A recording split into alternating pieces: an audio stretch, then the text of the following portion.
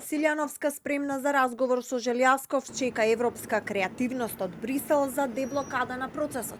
Шефицата на државата вели дека информацијата за одлуката на Бугарија да го испрати Желјасков, а не Радев на НАТО самитот во Хаг ја добила лично од Антонио Кошта на средбата во Ница.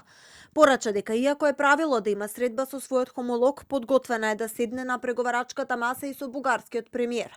Сепак вели дека тоа не зависи од неа, туку од бугарската страна. Не сме предложиле ние на господинот Желјасков за да биде потврдено.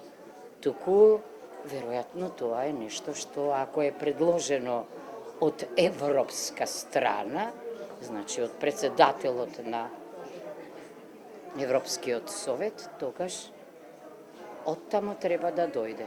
Може да дојде време да дојде до израз европската креативност, која многу пати сме ја или на пати сме ја виделе, еве и во овој случај.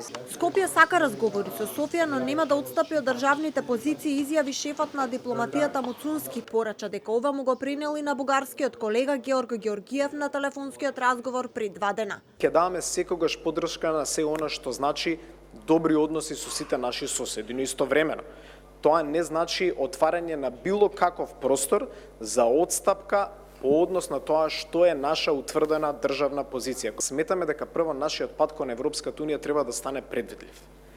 20 години, иако нагласувам дека ме иритира создавањето на наратив на жртва, но факт е дека повеќе од 20 години сме жртва на постојана билатерализација на нашиот европски пат. Зад затворените врати на состаноците на 27 земји членки, државите кои го поддржуваат проширувањето се малцинство, изјави Петер Сијарто, шефот на унгарската дипломатија за време на денешната посета на Скопје.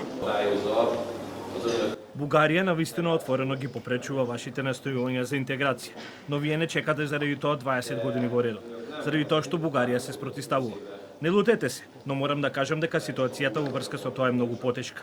Во овој момент, оние држави членки на ЕУ, кои што го поддржуваат проширувањето кон Западен Балкан, се малцинство. Според Сијарто, официјална Будимпешта за време на председавањето со ЕУ вложила силни напори да се забрза процесот на членство на Западен Балкан, но постојано налетувала на ѕидови. Македонија пак токму во тој период беше разделена од пакетот со Албанија, а Тирана веќе го отвори 4-тиот кластер со ЕУ. Во меѓувреме, Молкот Софија нема информација дали бугарската влада на чело со премиерот Желјасков има желба за средба со Силјановска.